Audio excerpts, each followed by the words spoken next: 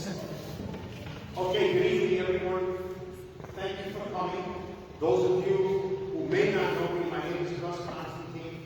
I call myself a tiny piece of a very large puzzle. I'm involved in Sunday school and I'm involved in GOYA. Okay? I've always compared the GOYAs and the church just like football. Okay? This is the team. They are the draftees. They are the future of our church. So, on that dreadful day of September 11, 2001, when none of you were born, okay, you know the history. You know the towers came down. You know that the only house of worship that was destroyed was St. Nicholas Greek Orthodox Church. Okay? So, after it was destroyed, the Port Authority, they gave us a hard time through eminent domain. You learn about that in school if you don't know what that is. They didn't want to give us the property back. So it took some fighting, it took some lawyers. Finally, we got a piece of property, a beautiful piece of property to start building. Okay? And I'll fast forward just a little bit. They started construction, the money came in, and for whatever reasons, construction stopped. And it became an eyesore. They were building skyscrapers all over the place. But that little church of St. Nicholas Shrine was incomplete. The construction workers weren't getting paid. They took their tools, they took everything that they had, they shrink wrapped it. You know, all over shrink wrapped it, right? They shrink wrapped it, and it stayed like that for quite some time. And we get a new archbishop who, I won't tell you, this day one started off in quicksand. Okay? And we went to go look at this one and said, how can we get it done? Someone says, ask Lou. Okay? So Lou is a civil engineer. He's also a professor. He's a historian. If I'm not mistaken, he taught not only at NYU for a while, but at Cooper Union. Okay? The top engineering school probably in the world, which could be one of the top. We have an MIT guy here. All right? So Luke humbles himself and says, I'm just helping out. So, but he's the historian. He can tell you the whole history of St. Nicholas Shrine. So let's give him a round.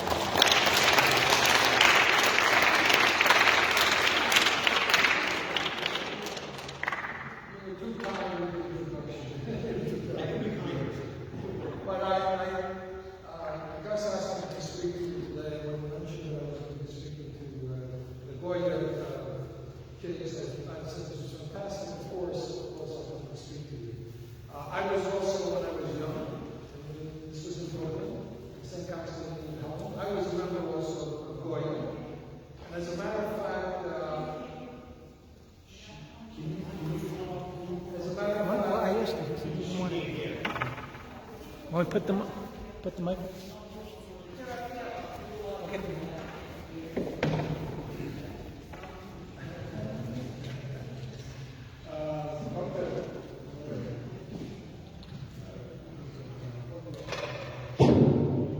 This is a little loud. But anyway, when I was your age, I obviously joined GOYA. I used to go to St. Constantine Cathedral in Brooklyn. And we had a great time. It was a great group of kids. That's where I met my future wife, by the way, because she was also in GOYA. So GOYA brings back to me a lot of memories. So when, again, when Gus mentioned to come speak to you, it was certainly my honor and my pleasure to come and speak to you. I'm going to go a little bit into some background and history. And what I want to do is, I brought a video to show you, because many times it's better to see things visually than to have people speak about them. Because you can't really understand the depth of certain things just by talking about them. So let me just give you a little bit of background about that particular church. The existing church was built in the 1920s.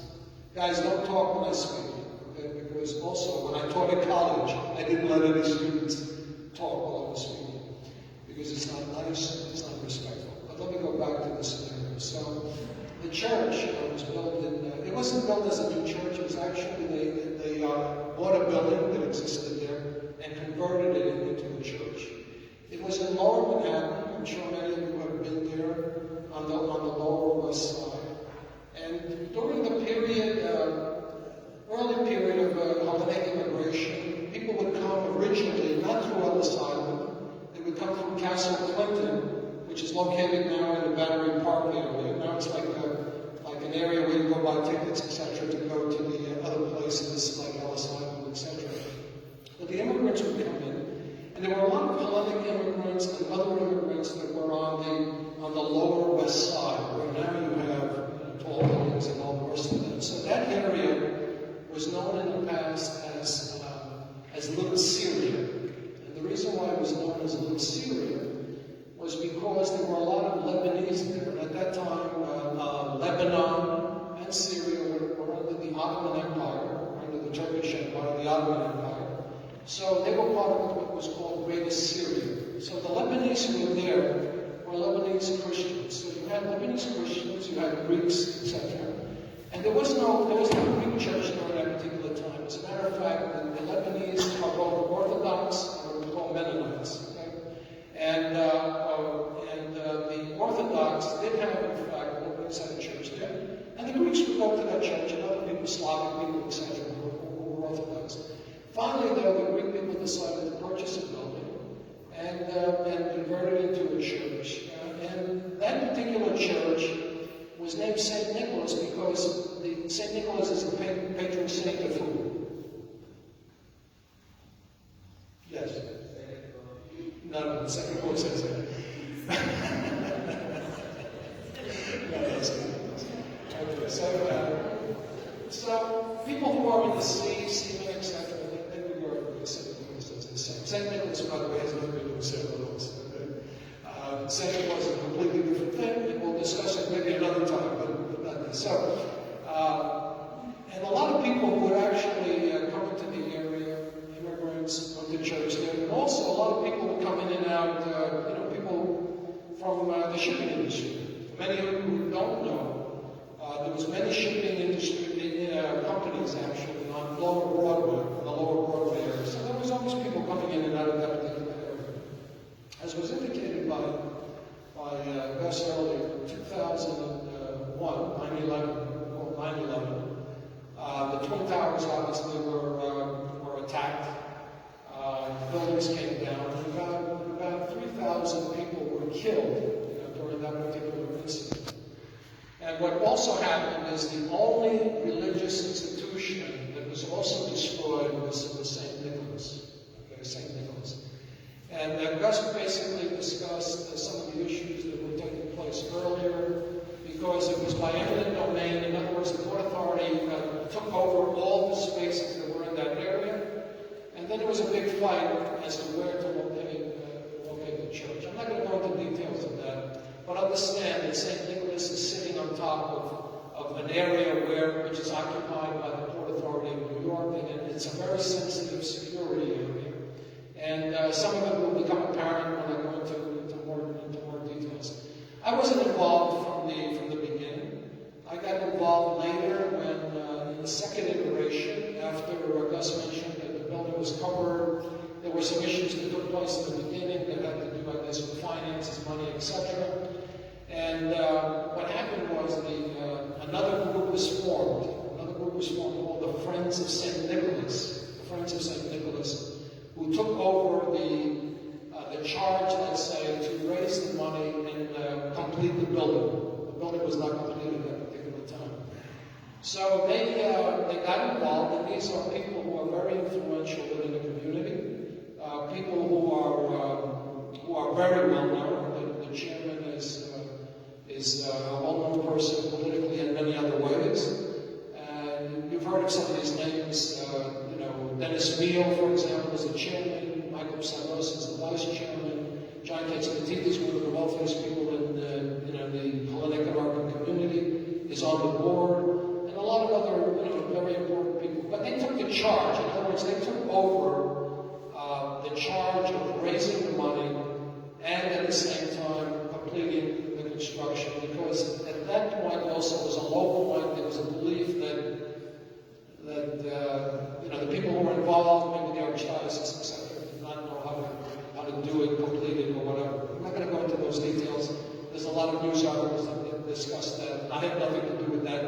know the details of that. So I was asked when they came in by the Friends of St. Nicholas, in particular by John Katides, who I built many buildings for, asked that I help. And I say this sincerely. I'm there to help. There's other people who have done a lot more than I've done, but I was always there. I was always there to help when they asked me. And that includes also Father Carlutzos, who was one of the main people in helping raise the money to complete the building. The money to complete the building was $45 million, so they had to start almost from scratch, okay, to raise $45 million to enable them to be, to get the money, to hire the contractor to then build the building. And that's why there was also a slight delay when it was started. Okay, people were wondering, well, why hasn't it started yet? Well, because they had to raise $45 million, which they did successfully. So now we're obviously in construction. No one anticipated that we would have certain issues that took place, in particular COVID. We had the COVID issue for the 2 years, for the last, let's say, 2 years. And also, no one anticipated the issues of transportation and supply chain issues that happened to take place. Where we're streaming right now is to complete the building for the most part. In the beginning of July, when they're going to have the clergy laity conference there, and the icons themselves will start around late May.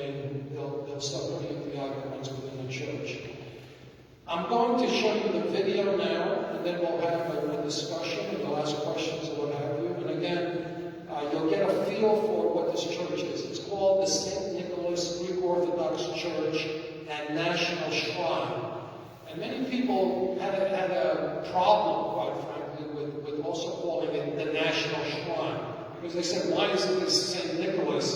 And why do you include the National Shrine aspect to it? That's also controversial in certain circles. But I think when you look at the video, and we'll have that discussion, you'll understand why it's also called the National Shrine and what the real purpose of it is, besides being a church, what it also represents.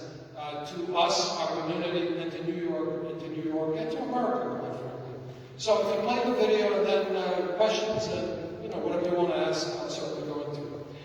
Before you play the video, let me say let me just indicate how the video was made. I didn't make the video.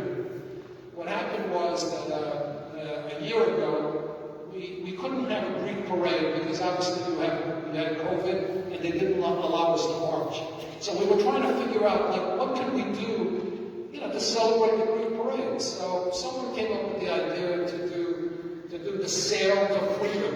But we said, okay, we can't go down Fifth Avenue, we can't parade. Let's do a parade of boats. And the concept was to do a parade of boats for Greek independence in 200 years, and to sail from the piers to the Statue of Liberty, and there, quite frankly, do a parade of boats to the Statue of Liberty, and discuss freedom of obviously the Hellenes after the 200 years of celebration, but also the 400 years of the occupation and all the rest of that. So, and to thank America, and to be there with the Statue of Liberty, which represents freedom, not only for, obviously, all over the world, but also for Americans, because the Hellenic Revolution was not only something that was fought over with regards to just Greeks themselves in Greece, but also the Hellenic Revolution was supported by Americans within America 200 years ago. In other words, there was a lot of people who raised money, sent supplies, and things of that nature. And there was also Americans who went and fought in Greece, who physically fought in Greece. Some very famous Americans. 2 Americans who fought in Greece are actually buried in Greece. One of them is George Jarvis, who was from New York State, and he was the first American actually who went to Greece to fight. He was known in Greece as Kapitan Zervas. And when he went to Greece, he became native. In other words, he went native. What does that mean? He wore the fustanella, he started speaking Greek, and he became Greek, actually.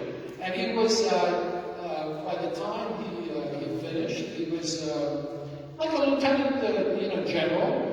He fought with Paraskevi, and he was there throughout the process. The other person who's buried there was an African-American slave from Baltimore who went and fought in the Barbary Wars, and then went to Greece and fought for the Navy in Greece. His name was James Williams, and he's also buried there. So then when they came back, when some of the Americans came back, they were among the leaders of the American abolitionist movement. So in one case, you had the Americans help Hellas, and then the Hellenic Revolution actually helped America because the people came back and became major abolitionists. And as a matter of fact, the Hellenic Revolution affected the Greek Revolution affected the American abolitionist movement. In addition to that, it also affected later, cross-generationally, the women's suffrage movement. Now, all these are strange concepts, they may feel strange to you, but the revolution had a tremendous effect. But now we're going to show the video. So, before we show the video, we did the Sail to Freedom, having to do with the revolution, the 200-year anniversary, because we couldn't have a parade. And then the people who filmed that particular thing, because that event became international, and that event became probably the foremost event related to the 200 years in 2021. That event, the Sail to Freedom.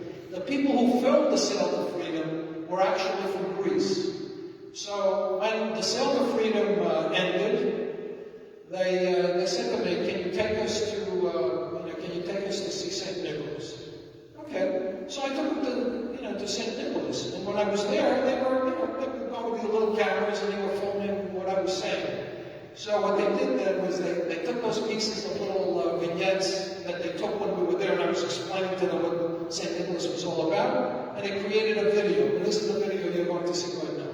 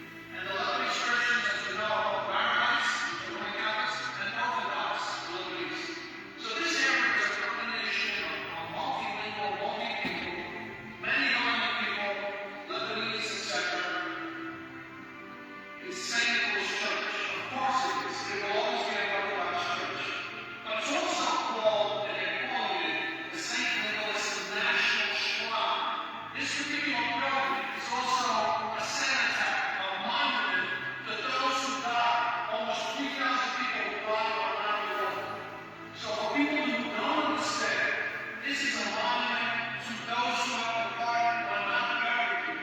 Obviously, we're going to allow the day, like many services, etc. For other people to come in, to light a candle in memory of their people who died, all faiths, all religions. And some people have a problem with that, but there's something wrong if you don't comprehend what we're talking about. This is, as you look at it, it's almost a church on a hill. A church on a hill because we're out. There's park behind us, and down below is the reflecting pond where all those people are memorialized. This is a church on the hill that will blow. Of course, it's an Orthodox church, but it represents humanity, mankind, a cenotaph, okay, which is what this is all about. It's a great, tremendous thing that we should all know. This is to a certain degree also apart from on the hill. Not only does it have the cathedral of Paraskevi, but also it's a Parthenon. Now, what was the Parthenon? The Parthenon was the temple of Athena, the Parthenon, okay, the Virgin. But some people don't realize when they think of the Parthenon, they think of an ancient temple. They don't realize that the Parthenon was also a church for the idea for 1,000 years, more years than it was a pagan temple. So this becomes very important because it ties in also intellectually into what the Prophet was thinking about the design of this particular church. He was thinking about that. He sketched the icon that's in Paraskevi today. And then conceptually, when you go to the front, you'll see that it takes on the image, and when you step outside the building and you see the form of this church, you see exactly this particular design. This is what he sketched for me. Okay? And that's why he is not only a famous well-known architect and structural engineer and all the rest of that. Calatrava is an artist. He's a thinker.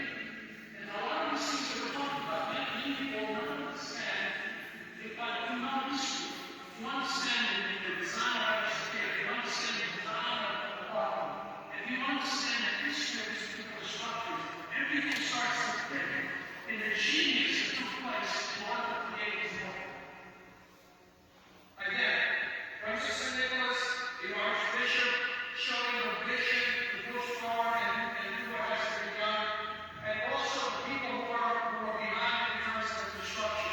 For example, Richard Brown, who's a member of the Council of St. Nicholas and who's in charge of the construction, has been absolutely tremendous individual, a logical individual. He has expertise and the contractors, obviously, to get this thing done. So without them, there would be no St. Nicholas National Park, and everyone should applaud them. Francis St. Nicholas, Archbishop of Liverpool, Father Carusos, Richard Brown, and the whole team, the contractors, the construction manager. These are the people that all of us, not only in the Hellenic American community, but throughout the world should applaud the tremendous job they do.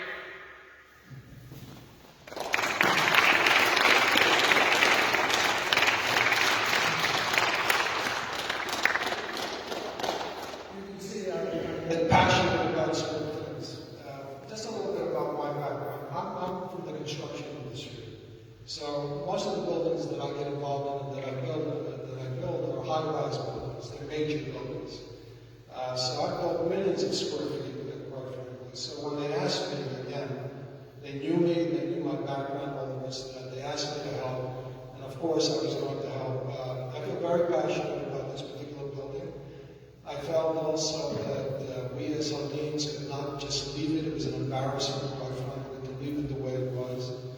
We had to finish it, and I was so happy really to find a group of people that dedicated their time. These are very influential, important people. Let's face it, very wealthy people who have devoted their time to try to put together everything that was required. Number one, to raise the funds, and number two, to make sure that this building gets built. You should note also that the Friends of St. Nicholas are raising separate funds. Raise about $20 million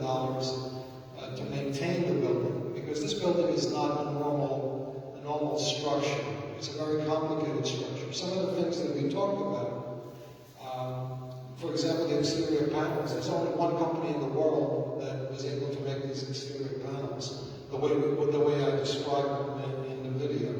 So there's unique aspects, and the maintenance of this building will be something that's going to be a challenge, which is why, again, the Friends of St. Nicholas decided to also raise money for the maintenance of the building.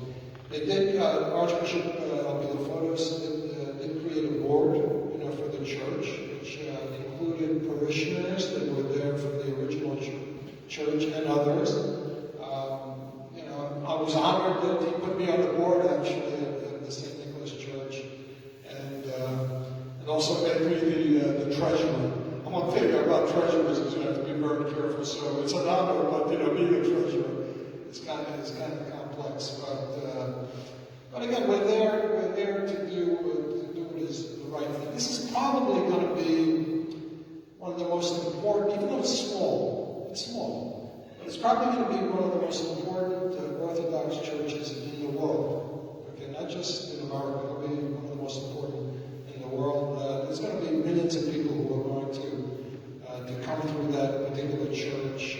Certainly not for services, but certainly it's by the site of the 3,000 who were murdered during that particular day. So an important location, important for Orthodoxy.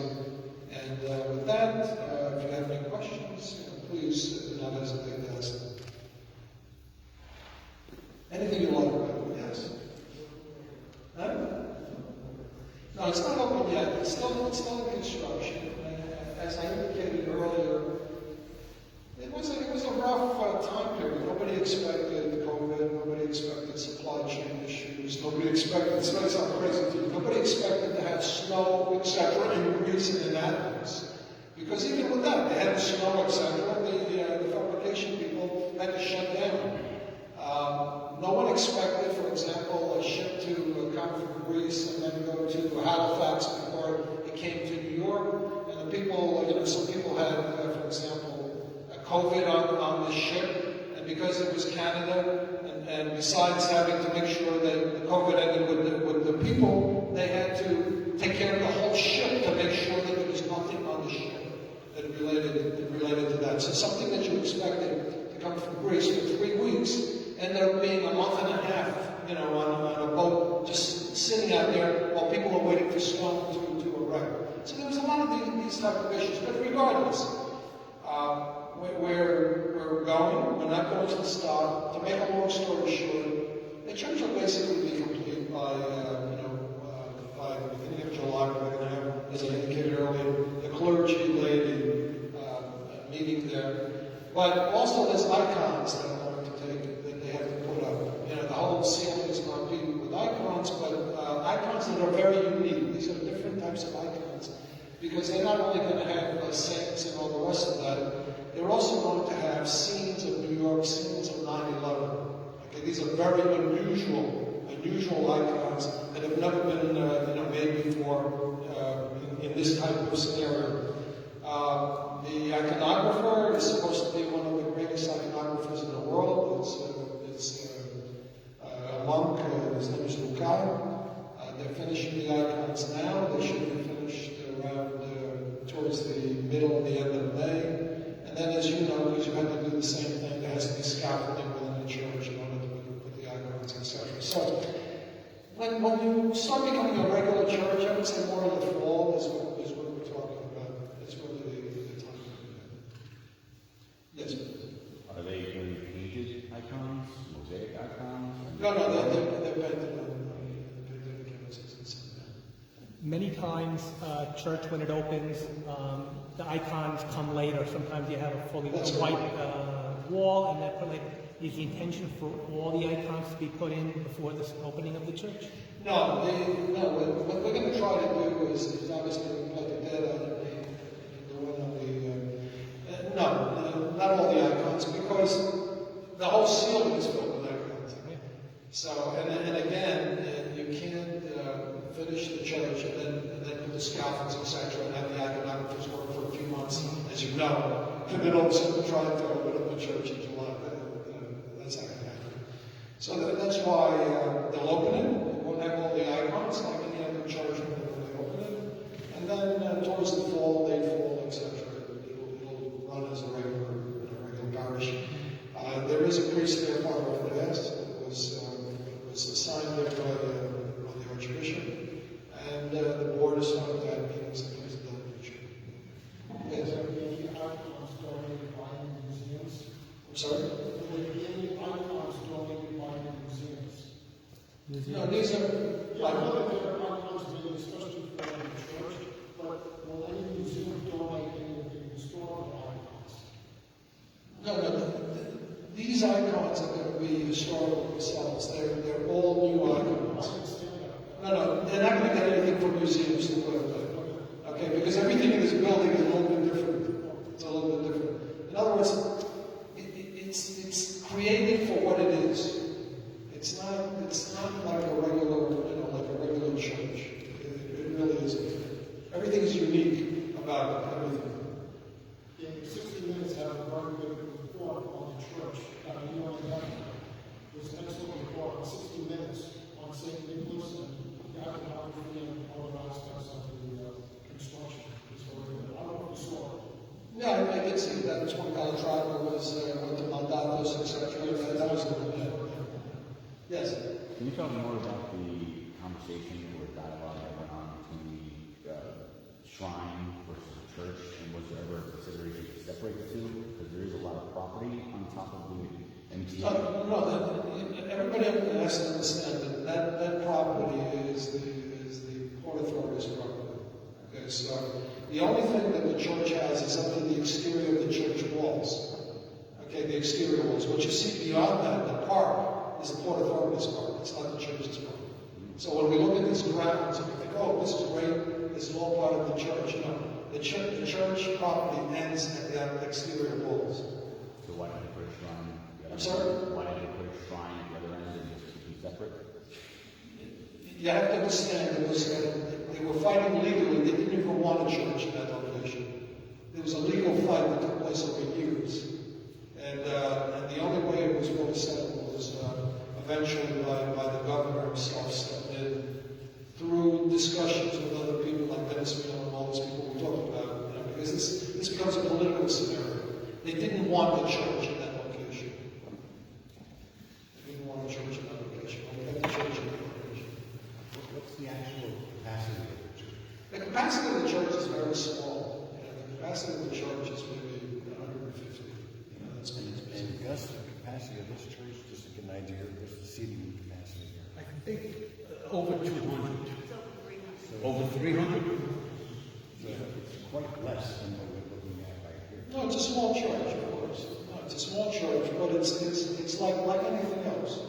Okay, you can have something very small, like a diamond, okay, which is worth more than something that's a little bit larger. It's the only thing that they allowed us to build there. Okay, in other words, they gave us the footprint of it. But it was totally restricted. Yeah, it was totally restricted. But it is larger. It is larger, obviously, than the original church, which was very small.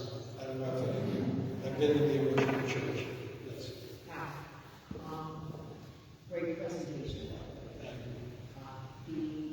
For a regular Sunday service, once everything is open, will you have to just walk in like a regular church or make a reservation to go to church there?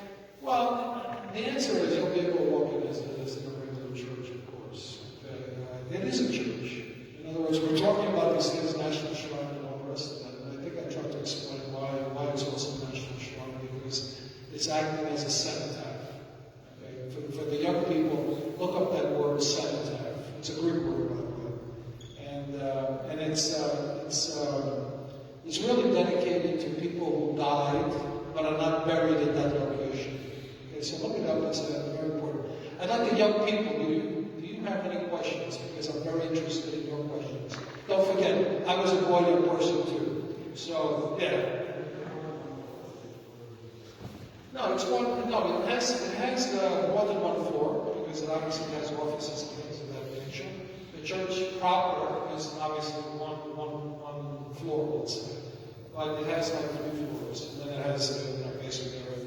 Just a little bit about, no, no, don't fall. A little bit about just the nature of the building.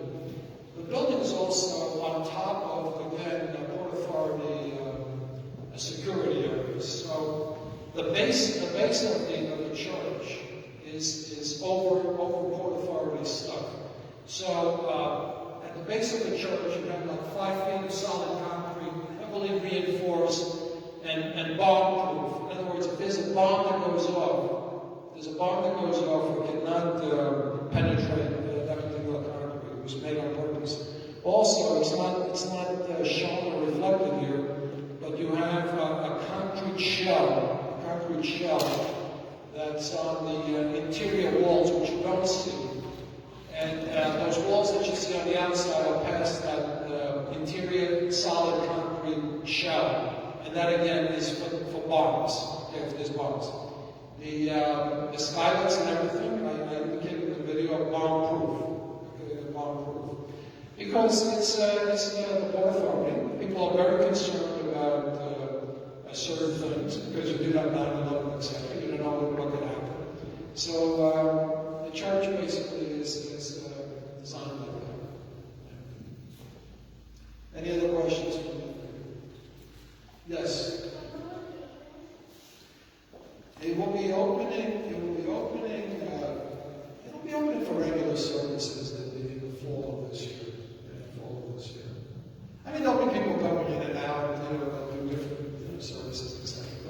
But for real, just regular church services, I think will be in the late fall. Don't be shy, ask any question you like.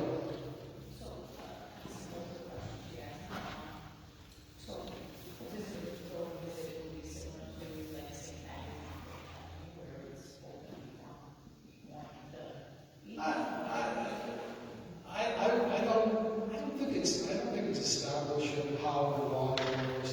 That's something that the parishes and the parish council and all that. I don't see it as a same. I don't see it as a same kind of thing. I don't see it as a same. Yes. I'm sorry.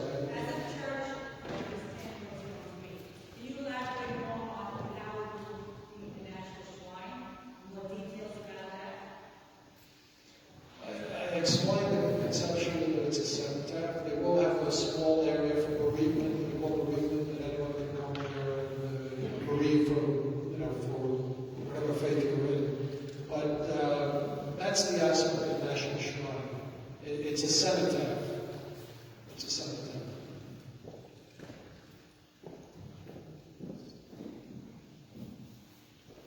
It's not like there's something, some miracle took place there, but it's a cenotaph. It's again, look up the word, you'll see exactly what I'm talking about. It represents something. It's a thought. It's not, something that you go and do something special or whatever. Except for those, again, for the bereavement center, if people want to go there. Thanks, how much have you used this laminated glass and stone before? No. Tom Trucker knows that. And anyway, No. how confident are they that it's going to work? Well, they've done the regular tests, and like I indicated before, it's very important to have a decent maintenance budget, because right now there's only one person in the world that makes it happen. One company. So they have to find some other companies in there something happens. It's going to be a challenge. Yes. I remember reading that they hoped that anyone would come to that church to light a candle and pray, all the people in the area who work there. That it's not just the Greek Orthodox. Well, the church proper itself is a church. There is a bereavement area which is not in the church proper, okay, which is in the back area where they have 2 or 3 floors with offices and stuff. They have a small area where people can bereave. The church is a church. It's not a place for all faiths. It's a church. Can I have our Goyan president read what a cenotaph is with the Goyan? Yes. Mr. President, stand up. Yeah, don't. That's it. to someone buried elsewhere, especially one commemorating people who died in the war.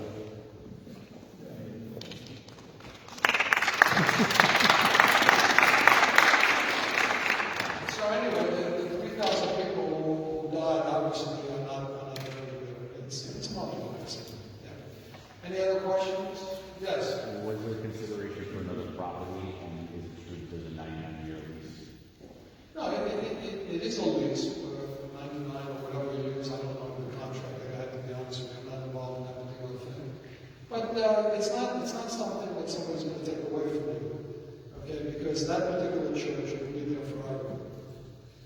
That church will be there forever. Was there another area considered? No, because they fought viciously to build it in that particular area.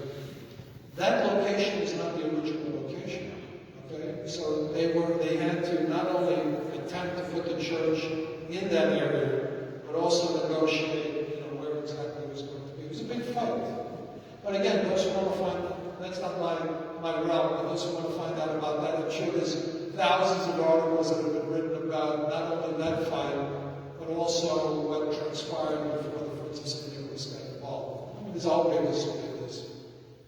I'm not here to defend anything. Yes. I have a question about the Port Authority. What kind of facilities do they have underneath the church then? If I tell you that, I'd have to kill you. Let me leave it like that.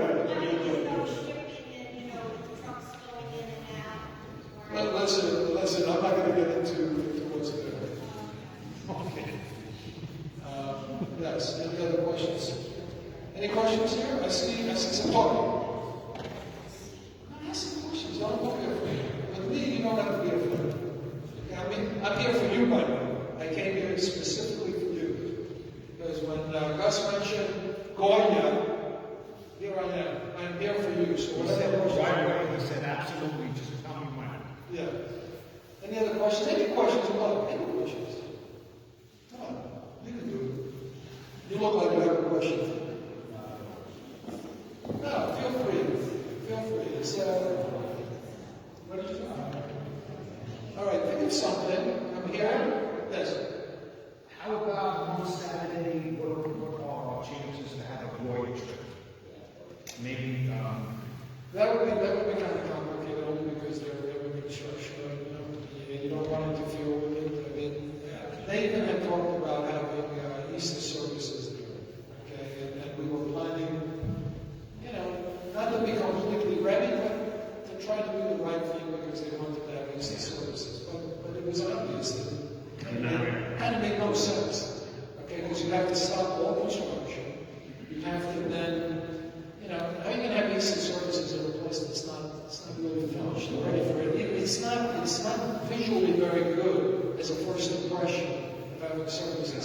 So the Archbishop decided correctly to, not to do that. It didn't make any sense. And I think that was a very good move. Very good. We have a question here. Yes. Who? The man in the vineyard was somebody that I know very well. I was a little bit more excited than because when I was there and I was with the camera crews and I was trying to explain to them, you're there, you feel that presence, you feel that stone, the Parthenon, Hagia Sophia. You guys have studied obviously Hagia Sophia, etc. Yes? And the Parthenon and the Acropolis and all those things. Yes? Yes. Is the church lit up now? Huh? Is the church lit up now? No. We actually, the first time the church was lit was about a year or so, a year and a half ago. Okay, what happened was this. I came up with the concept of 9/11 about a year or so ago. Year and a half ago. I said, why don't you take some lights, put them on the interior, and we lighted the dome.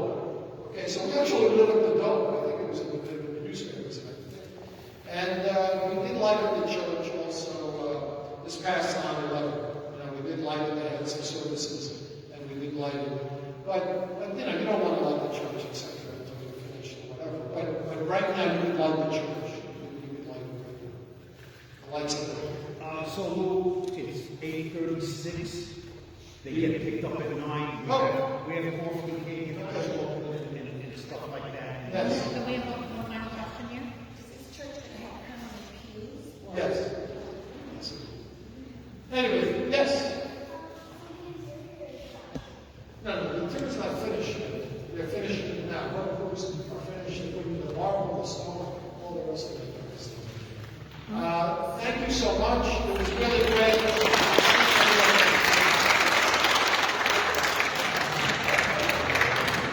Thank you, everyone.